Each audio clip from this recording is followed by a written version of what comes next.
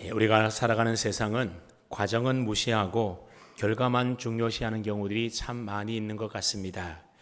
그러다 보니 사람들의 생각 속에는 수단과 방법을 가리지 않고 결과만 좋으면 된다라는 잘못된 생각들이 은연중에 자리 잡고 있습니다.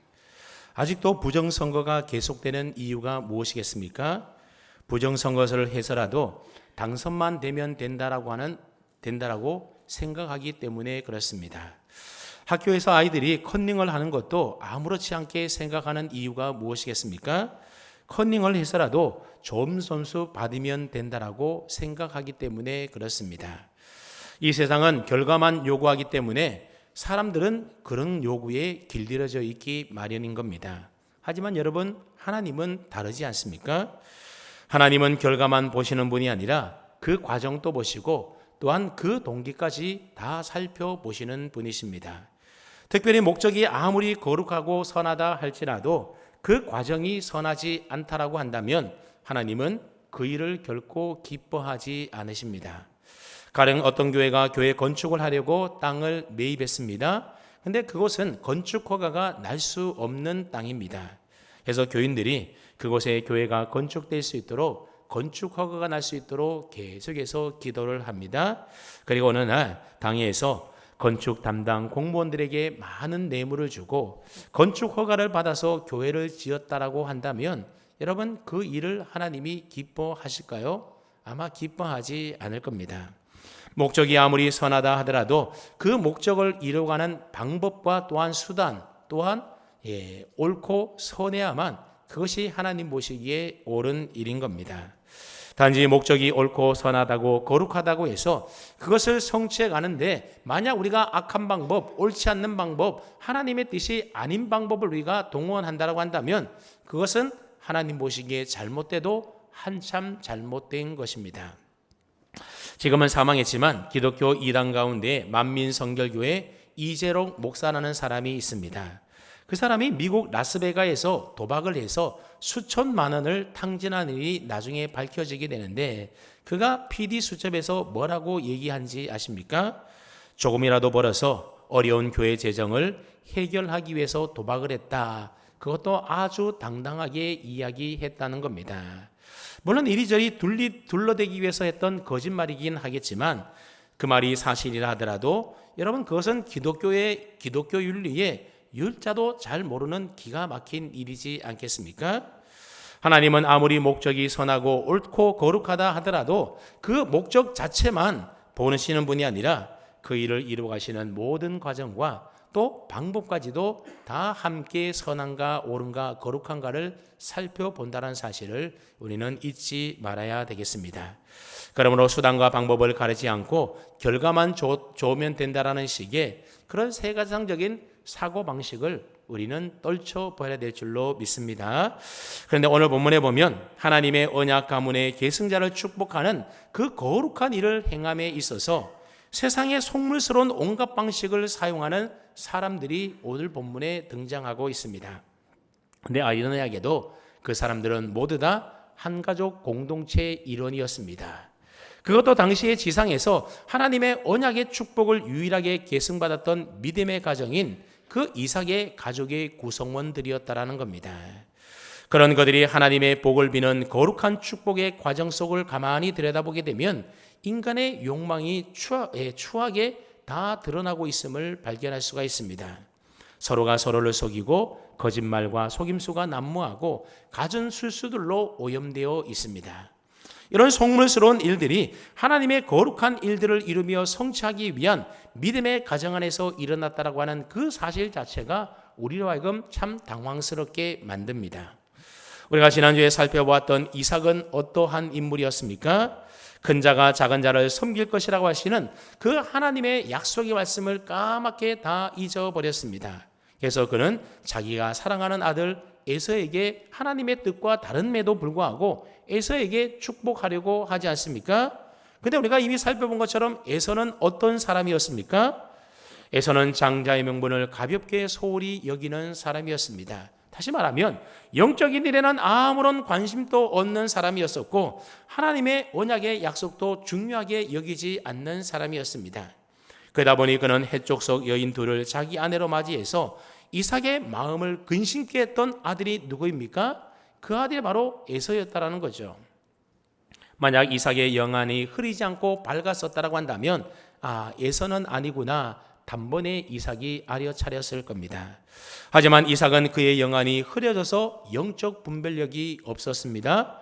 그래서 이삭은 야곱 몰래 에서만 따로 불러놓고는 너는 가서 나를 위하여 사냥하여 내가 먹을 맛있는 별미를 만들어 오면 내가 너를 마음껏 축복해 주겠다. 어떻게 보면 하나님의 언약의 약속을 계승하는 일을 마치 일종의 거래처럼 행하고 있었다라는 겁니다.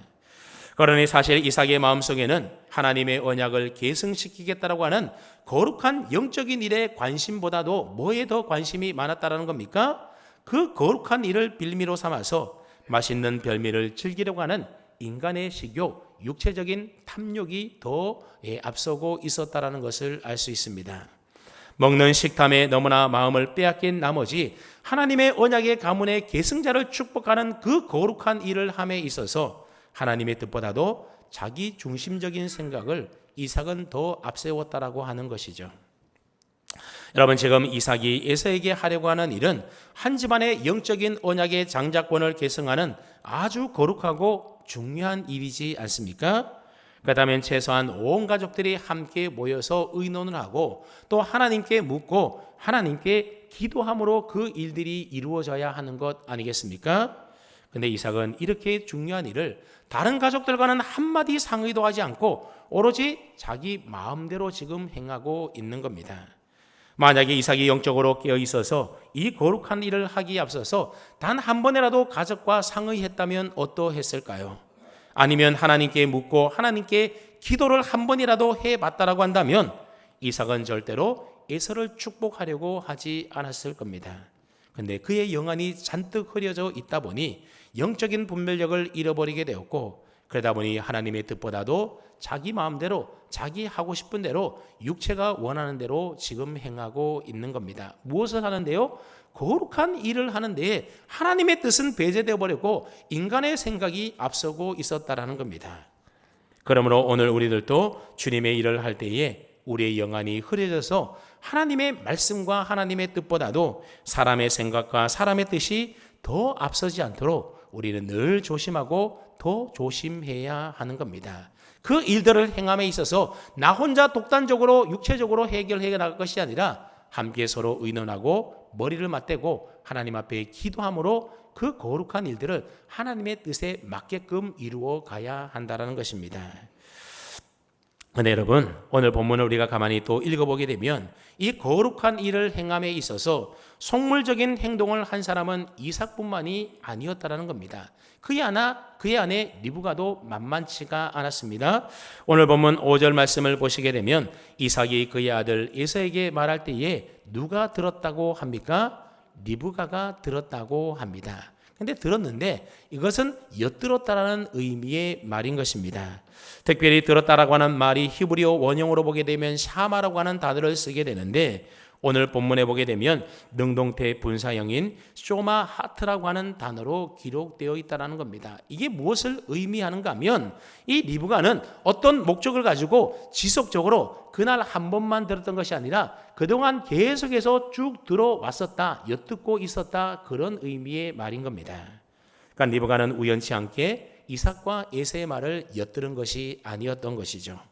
평상시에도 리브가는 이삭이 무슨 말을 하나 싶어서 자주 귀를 기울이면서 이삭이 하는 말을 엿듣곤 했었다라고 하는 겁니다. 여러분, 리브가가 누구입니까? 이삭의 아내이지 않습니까? 이삭의 평생의 동반자요 동역자가 바로 리브가입니다.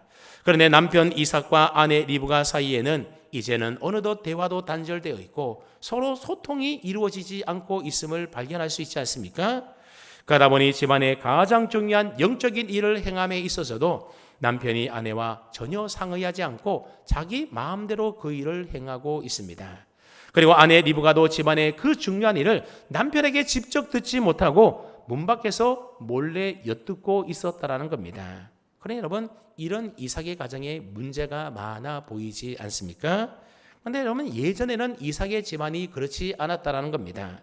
우리가 앞서 살펴봤던 창세기 25장의 말씀에 가보게 되면 이삭과 리브가가 결혼했는데 20년 동안 아이들이 생기지가 않았습니다. 그때 이삭은 아내의 이 불임 문제를 가지고 자신의 문제로 가져와서 아내와 함께 기도했던 남편이 누구라고요? 그게 바로 이삭이었다라는 겁니다. 그때 이들 부부는 서로 돕는 배필로서 작은 일이든지 아니면 큰 일이든지 항상 서로 함께 의논하고 함께 기도함으로 하나님의 뜻을 구하는 그런 아름다운 믿음의 가정의 모습이 있었다라고 하는 겁니다.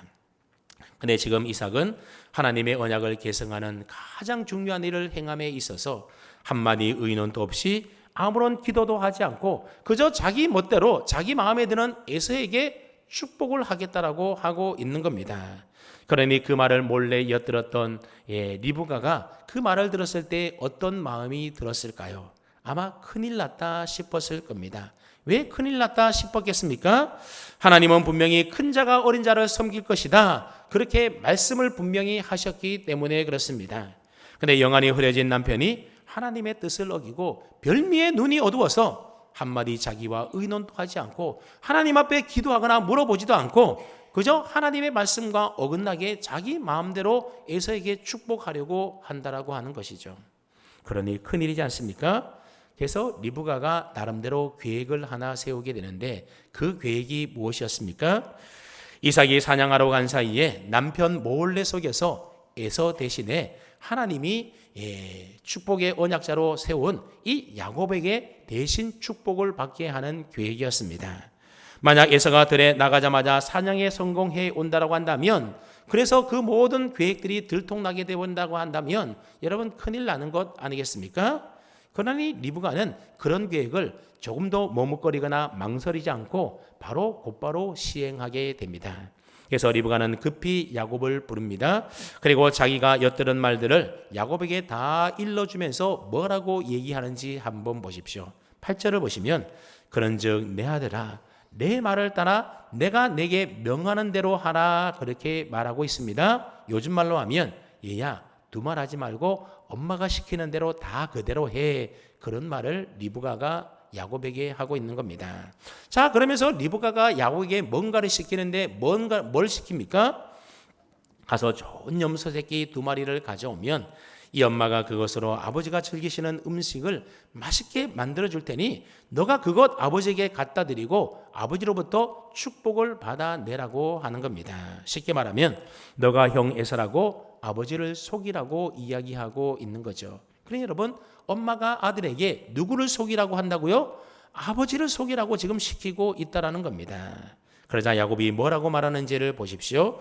어머니, 형은 털이 많은 사람이고 나는 털이 없는 매끈매끈한 사람이지 않습니까? 아버지가 분명히 나를 만져보실 텐데 그러다가 혹시 들켜버리게 되면 내가 복은 고사하고 아버지께로부터 저주를 받지 않겠습니까? 그러면서 야곱은 혹시나 들키면 큰일 날까 싶어서 겁이 나서 어머니 말대로 하지 못하겠다라는 겁니다. 사실 야곱이 제대로 된 믿음을 가진 사람이었다고 한다면 아버지를 속이자고 하는 이 어머니의 제안에 대하여 어떻게 반응해야 하겠습니까? 어머니, 이러시면 안 됩니다. 어떻게 자식인 제가 아버지를 속일 수가 있겠습니까? 저는 못합니다. 여러분, 그렇게 당당하게 말해야 하는 것 아니겠습니까? 그런데 야곱이 뭐라고 그랬다고요? 그러다가 들키면 어떡합니까? 그러고 있다라는 거죠. 이 말은 야곱도 아버지를 속여서라도 축복을 받아내고 싶기는 한데 혹시라도 들켜서 자신이 저주를 받을까 봐 그게 두려워서 망설이고 있다라는 의미의 말입니다. 그러니 야곱이 아버지를 속이는 일을 하지 못하겠다라고 하는 그 동기가 무엇이었다라는 겁니까? 그 일이 하나님 보시기에 그릇되고 잘못된 일이기 때문에 나는 이 일을 하지 못하겠습니다. 그게 아니라 혹시라도 들키게 되면 자신에게 큰 화가 미칠까 봐 나는 못하겠습니다. 그러고 있는 겁니다. 그러니 야곱도 하나님 중심의 사람이 아니라 지극히 자기 중심적인 사람이라는 것을 알 수가 있습니다. 결국 겁이 나서 못하겠다고 하는 야곱을 리브가가 설득을 하게 되는데 뭐라고 설득하는지 한번 우리 13절 말씀을 한번 읽어보겠습니다. 13절입니다. 시작.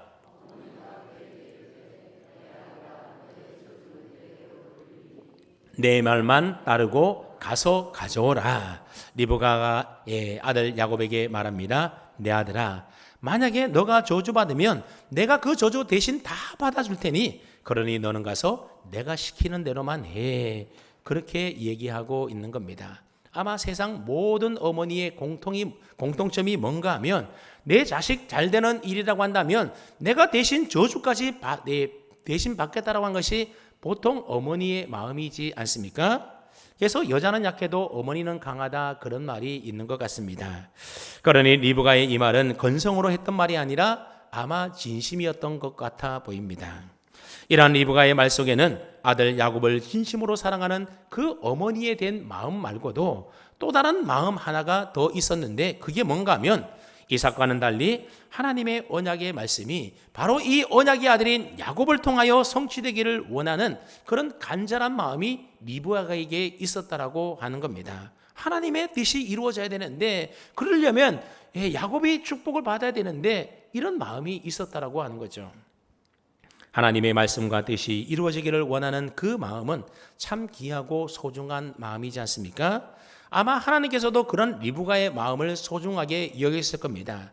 하지만 리브가가 행하는 일들에 문제가 많았었다라고 하는 겁니다. 여러분, 목적만 좋으면, 동기만 좋으면 다 좋은 것이겠습니까?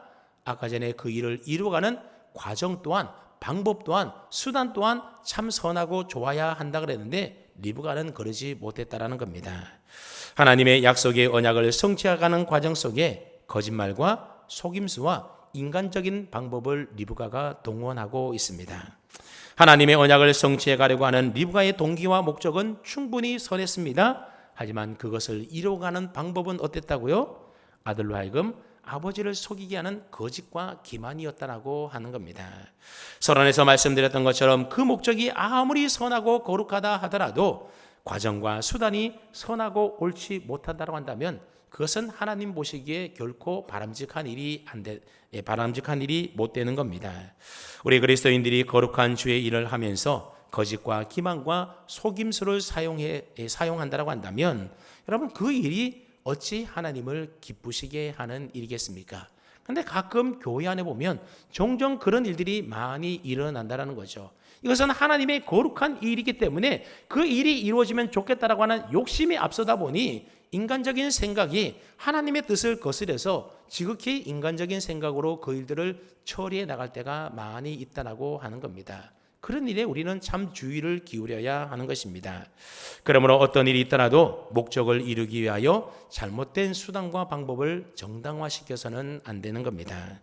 그러므로 야곱이 겁이 나서 어머니의 뜻을 따르지 못하겠다고 할 때에 너에게 돌아갈 저주는 내가 대신 다 받을 테니 내 말만 믿고 따르라고 하는 이 리브가의 말은 사실 자식을 위하는 말이 아니라 자식의 앞날을 망치는 잘못된 삐뚤어진 어머니의 모정이었던 겁니다. 몇 해 전 서울 강남의 한 여고에서 중간고사, 기말고사 시험지가 유출된 사건이 있었습니다. 이 학교 교무부장이었던 교무부장이 쌍둥이 딸의 성적을 위하여 몰래 시험지를 유출했던 겁니다. 그래서 1학년 때 언니는 문과 121등이었고 동생은 이과 59등이었다고 합니다. 그런데 성적이 좋지 않았던 겁니다. 근데 2학년이 되자 이 두 사람이가 동시에 문이과 전교 1등으로 성적이 갑자기 상승이 되었다는 겁니다. 그래서 이것을 이상하게 여겨서 나중에 고발이 되고 그래서 조사를 해봤더니 나중에 검찰 조사 결과 교무부장이었던 아버지가 딸들의 내신 성적을 위해서 시험지 문제를 몰래 유출해서 그 자녀들에게 미리 다 가르쳐주고 시험을 쳤다는 거죠. 아버지는 명색이 교육자이지 않습니까?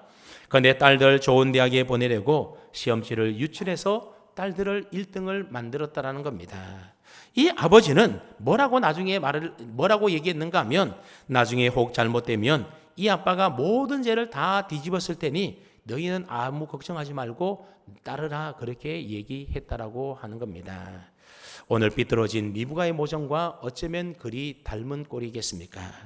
결국 그 딸은 퇴학 처분을 받게 되고 법원으로부터 징역 1년에 집행유예 3년을 선고받았다고 합니다. 그러니 자식을 위해서 한 일이 결국에는 자식의 인생을 망치는 일이 되고 말지 않았습니까? 우리가 나중에 살펴보겠지만 어머니 리브가의 이 삐뚤어진 모정 때문에 결국 야곱은 도망치듯이 집을 떠나게 되었고 수십 년 동안 집 없이 떠돌이 생활을 하며 살게 됩니다. 외삼촌 라반의 집에 가서 라반에게 속아서 14년 동안 무보수로 종처럼 일하지 않습니까? 나중에 약속했던 품삯도 라반이 10번이나 변경해가면서 철저하게 노동력을 착취당하게 됩니다. 그 후에도 집을 떠난 야곱은 험악한 세월을 보내야만 했습니다. 어머니 리브가는 야곱을 위한다라고 했던 그 일이 계기가 되어서 야곱의 삶은 오히려 하나님으로부터 연단받는 더 고단하고 힘든 삶을 살게 되었다라고 하는 겁니다. 리브가 자신도 그 이후에 야곱을 2번 다시 보지 못하게 됩니다. 그러니 지금 리브가가 야곱에게 시키는 일이 얼마나 잘못된 일입니까? 아들을 위한다고 했는데 결국 아들의 망치는 일이 되고 말았던 것입니다. 하지만 야곱은 너가 받을 저주를 내가 대신 다 받아줄게 라고 하는 이 어머니의 말에 그만 설득이 되어서 새끼 염소를 잡아다가 어머니에게 가져다 줍니다. 그자 리브가는 남편이 좋아하는 입맛대로 맛있는 음식을 요리해서 이삭의 손에 들려줍니다. 그리고 에서의 의복을 가져다가 야곱에게 입히게 되는데, 여러분 사실 이삭은 눈이 어두워서 잘 보지 못하지 않습니까? 그러니 굳이 에서의 옷으로 갈아입혀도 이게 에서의 옷인지 야곱의 옷인지 사실 분간하지 못한다는 겁니다. 그럼에도 불구하고 리브가는 에서의 의복을 야곱에게 입힙니다. 늘 산으로 들로 사냥하러 다녔던 에서의 옷에서 나는 향취는 아마도 야곱의 채취와는 좀 달랐을 것 같아 보입니다. 여러분, 사람이 시각을 잃어버리게 되면 다른 감각기관이 발달된다 그러지 않습니까? 아마 이삭도 눈이 어두워서 시력이 약해졌으니 시각 대신에 미각이나 후각이 더 민감해졌을지도 모르겠습니다.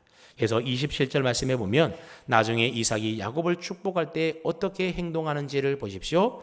가까이 가서 그의 옷에 향취를 맡고 축복해 주었다 말합니다. 이게 에서의 옷인지 아닌지 냄새를 맡아보고 그 다음에 축복을 해 줬다는 거죠. 그러니 리브가는 그런 세밀한 부분까지도 하나하나 다 체크해서 대비하고 준비했음을 알 수가 있습니다. 뿐만 아니라 에서는 털이 북신북신한 사람인 반면에 야곱은 털이 없어서 매끈매끈한 사람이지 않습니까? 그러니 아무리 이삭이 보지 못한다 하더라도 팔을 만져보면 얘가 에서구나, 얘가 야곱이구나 금방 알아볼 수가 있는 겁니다. 그래서 리브가는 이 문제를 또 어떻게 해결합니까? 16절 말씀을 보시면 또 염소 새끼의 가죽을 그의 손과 목에 매끈매끈한 곳에 입히고 그랬습니다. 쉽게 말하면 야곱을 누구처럼 변장시켰다는 겁니까? 에서처럼 변장시켰다라는 겁니다. 22절에 보면 이삭이 야곱의 손을 만지는 장면이 나오게 되는데, 이삭이 이 야곱의 손을 만져보고도 이 손이 염소털로 위장한 야곱의 손인지 아니면 진짜 에서의 손인지 이삭이 분별합니까? 분별하지 못합니까? 분별하지 못합니다. 얼만큼 정교하게 잘 만들었으면 분별하지 못했을까요? 저는 성경 이 부분을 읽을 때마다 아무리 이삭이 나이가 많고 늙었어도, 그리고 앞을 보지 못한다 하더라도 염소털과 사람털을 만져보고 그것을 분별하지 못할까 좀 잘 이해가 되지 않았습니다. 여러분, 털의 밀도만 하더라도 사람의 털은 그래도 아무리 북실북실하게 많이 나더라도 약간 좀 듬성듬성 이렇게 있지 않겠습니까? 하지만 염소털은 밀도가 아주 높아서 빽빽하게 털이 박혀 있는 겁니다. 그래서 일부 성경학자들은 리브가가 평소에 이런 일이 혹 생길까 봐 미리 염소털을 가지고 사람의 털의 밀도에 맞게끔 마치 가발을 만들듯이 미리 다 준비해 두었다, 그렇게 주석을 하기도 합니다. 그만큼 치밀하게 계획을 했다라는 말이겠죠. 그래서 리브가가 평소에 남편이 무슨 말을 하나, 무슨 일을 꾸미고 있나 몰래 들었던 이유도 다 그런 계획이 언제 이루어질지를 미리 알기 위해서 엿들었다라고 얘기하고 있습니다.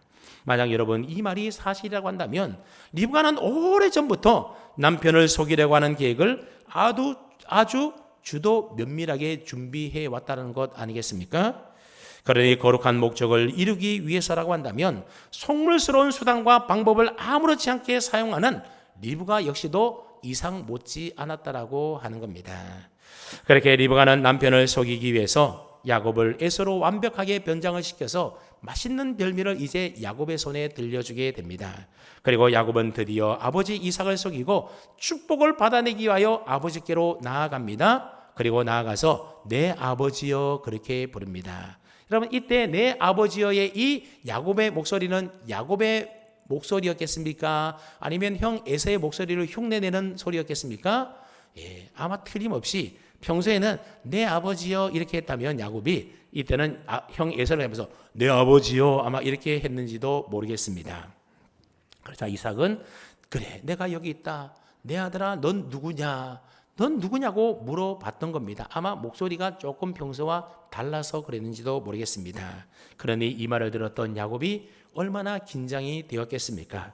혹시라도 내 목소리를 듣고 내가 에서가 아니라 야곱이라는 사실을 아버지가 알아차리고서는 넌 누구냐? 그렇게 묻는 것을 아니까 아마 야곱은 순간 마음이 덜컹했는지도 모르겠습니다. 하지만 야곱은 이왕 이렇게 된 것 태연하게 계속해서 거짓말을 해 나갑니다. 나는 아버지의 맏아들 에서입니다. 그렇게 대답을 했습니다.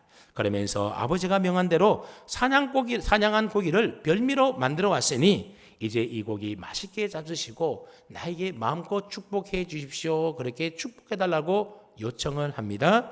그런데 이삭이 가만히 생각을 해보니 뭔가 좀 이상한 겁니다. 가장 먼저 이상했던 점이 무엇인가 하면 사냥하러 나간 지 얼마 되지도 않았음에도 불구하고 벌써 고기를 잡아서 요리까지 해왔다는 겁니다.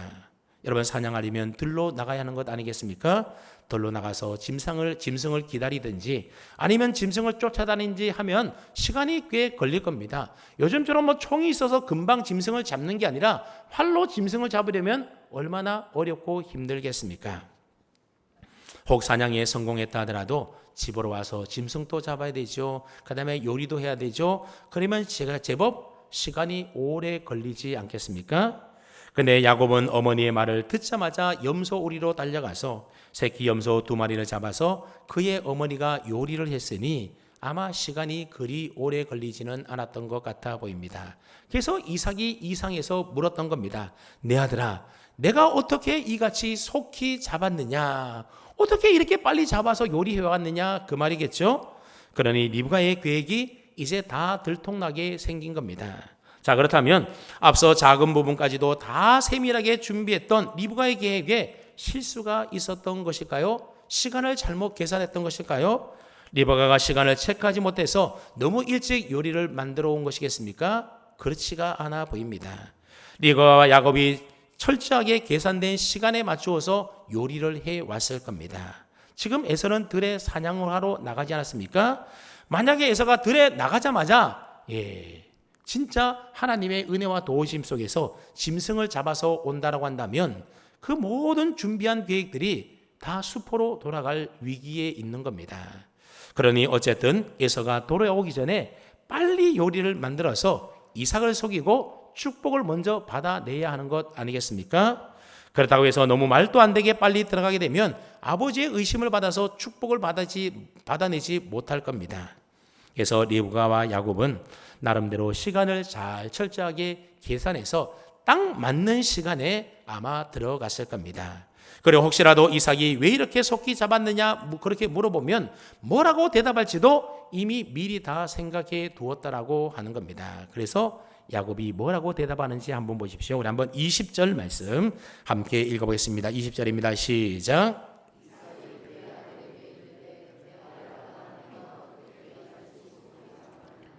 그가 이르되 아버지의 하나님 여호와께서 나로 순조롭게 만나게 하셨음이니이다. 자, 여기 보면 야곱의 속물스러운 모습이 잘 나타나 있지 않습니까? 지금 야곱은 누구의 이름을 거론하며 아버지께 거짓말을 하고 있습니까? 하나님의 이름으로 거짓말을 하고 있습니다. 아버지의 하나님 여호와께서 나로 순조롭게 만나게 하셨습니다. 이 말은 거짓말이었다라고 하는 겁니다. 그러니 자신의 목적을 이루기 위해서라면 하나님의 이름까지도 아주 쉽게 팔아먹는 사람, 그 사람이 누구였다고요? 그게 바로 오늘 본문에 나오는 야곱의 모습이었다라는 거죠. 여러분, 거짓말이 이래서 무서운 겁니다. 거짓말과 한번 타협하게 되면 그 거짓말이 또 다른 거짓말을 낳게 되고 그 거짓말을 또 변호하기 위해서 계속해서 거짓말을 하게 돼서 나중에는 결국 해서는 안 될 하나님의 이름까지 팔아가면서 거짓말을 하게 된다라는 겁니다. 그래서 거짓말이 무서운 겁니다. 여러분, 이것은 하나님의 이름을 망령되게 부르내리고 십계명의 제 세 번째 계명을 어기는 아주 큰 중한 죄이지 않습니까? 지금 야곱은 하나님의 복을 받으려고 하면서도 하나님의 이름을 갖고 거짓말을 하고 있는 겁니다. 그러나 야곱의 이런 행동이 얼마나 망령된 일입니까? 오늘날에도 하나님의 이름을 빙자해서 자기의 사리사욕을 채우려고 하는 사람들이 얼마나 세상에 많은지 모릅니다. 여러분들은 절대로 하나님의 이름을 가지고 하나님의 이름 팔아서 내 입속 챙기려고 하는 그런 어리석은 일을 하지 마시기를 바랍니다. 지금 당장에는 뭔가 그게 굉장히 큰 이익이 될 것 같아도 여러분, 하나님은 살아계신 하나님인데 그 결과가 좋을 리가 있겠습니까?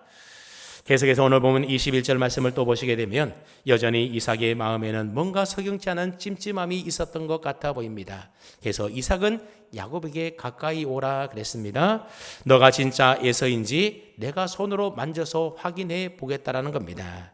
만져보면 에서는 털이 있으니까 금방 확인할 수 있겠다. 아마 이삭이 그렇게 생각했던 것 같습니다. 그래서 야곱이 이삭에게 가까이 갔더니 이삭이 그의 손을 만져봅니다. 하지만 이런 일이 있을 줄 알고 미리 염소털로 다 변장해 놓지 않았습니까?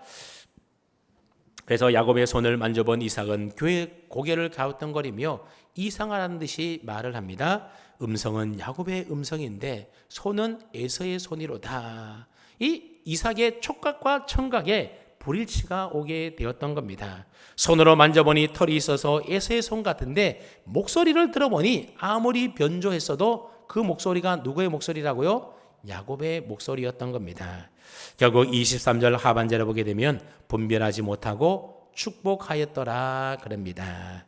이삭은 에서인지 야곱인지 제대로 분별하지 못하고 축복을 했다라는 거죠. 자, 그렇다면 이삭은 지금 누구에게 축복을 한 것이겠습니까?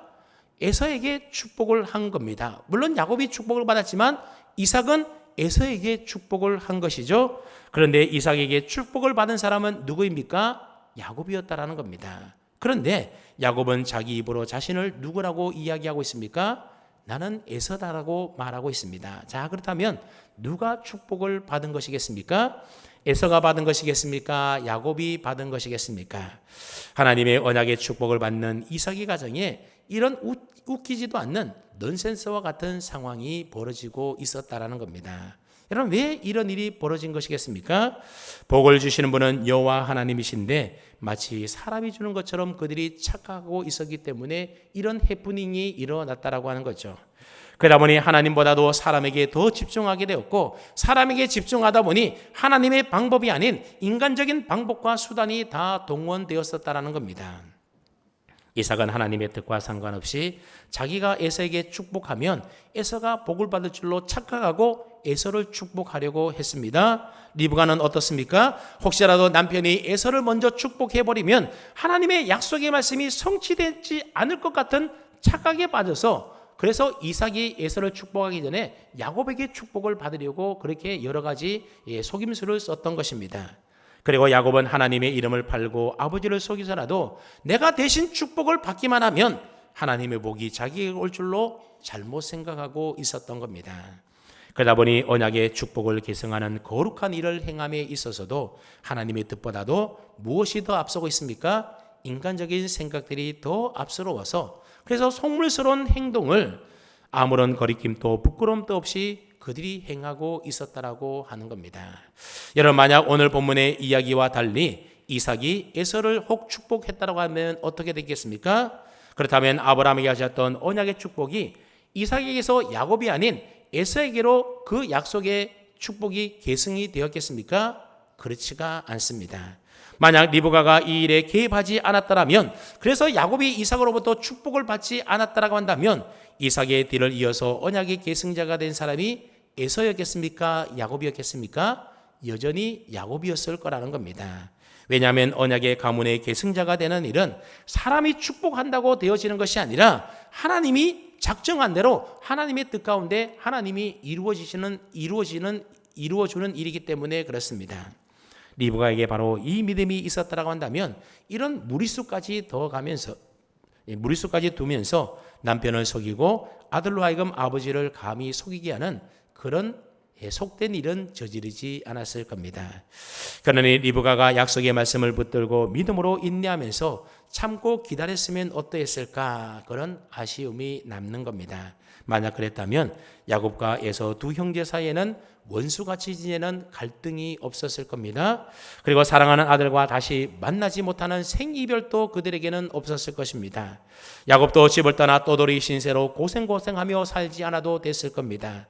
하나님의 일을 인간적인 방법과 계획과 열심을 가지고 해봤지만 그것이 하나님의 뜻과 어긋나 버리게 되면 결국 그것 때문에 오히려 복을 받는 것이 아니라 더 큰 고통 속에 살게 되더라고 하는 것입니다. 그러면 여러분 너무 조급해하지 마시고 신실하신 하나님, 전능하신 하나님을 온전히 믿는 믿음을 가지고 그분의 때를 조용히 기다릴 수 있기를 바랍니다. 우리가 기도할 때도 기도 응답이 너무 오래 걸리게 되면 그러면 조급한 마음을 가지고 자꾸 인간적인 방법을 쓰다 보면 어떻게 된다고요? 오히려 그게 화가 될 때가 있다는 거죠. 묵묵히 잠잠히 하나님 앞에 하나님의 때를 기다리면서 기도하면 하나님께서 하나님의 뜻을 온전히 우리의 삶 가운데 분명히 이루어질 줄로 믿습니다. 그렇습니다. 신실하신 하나님께서는 우리가 도저히 생각하지 못했던 하나님의 말씀과 뜻을 우리의 삶 가운데 하나님의 때에 하나님의 방법으로 분명히 이루어질 줄로 믿습니다. 사랑하는 성도 여러분, 아무리 목적이 선하고 좋다 하더라도 그것을 이루는 과정과 수단이 선하지 못하면 하나님이 좋지 않게 여기십니다. 오늘 본문에 등장하는 사람들은 하나님의 거룩한 일을 세속적인 일들로 만들어버린 속물적인 사람들이었습니다. 이삭은 탐식의 마음이 빼앗겨서 하나님의 뜻보다도 자기 뜻대로 자기 마음대로 에서를 축복하려고 했습니다. 또 리브가는 하나님의 뜻을 이루기 위해서라는 거룩한 명분을 가지고 거짓과 속임수와 모략으로 하나님의 거룩한 일을 저급한 삼류 막장 드라마로 만들어 버렸습니다. 그리고 야곱은 77세에 적지 않는 나이임에도 불구하고 마치 마마보이처럼 엄마 치맛보기 사이에서 아버지를 속이고 하나님의 이름을 팔아가면서 자기의 입속을 철저하게 챙기려고 하는 속물 근성을 드러내고 있습니다. 이들의 모습이 바로 어쩌면 오늘 우리들의 모습일 수도 있는 것 아니겠습니까? 우리가 기도하며 간절히 사모하며 바라는 일들이 아무리 거룩하고 아름답고 선하다 할지라도 그것을 이루어가는 방법이 저급하고 속물스럽다면 아름다운 결과를 얻을 수가 없을 겁니다. 그러면 여러분 무슨 일을 하시든지 너무 조급해하지 마시고 인간적인 방법 쓰지 마시고 하나님의 때에 하나님이 하나님의 방법으로 하나님의 뜻 가운데 이루어지기를 여러분 기도하면서 기다릴 수 있기를 바랍니다. 그리고 신실하신 하나님을 온전히 믿는 믿음을 가지고 하나님께 그렇게 기도하면 하나님이 원하시는 뜻대로 하나님이 원하시는 방법대로 그 모든 일들을 선하고 아름답게 이룰 줄로 분명히 믿습니다. 그러나 내가 저와 이런 모두에게 있기를 주님의 이름으로 축원합니다. 아멘.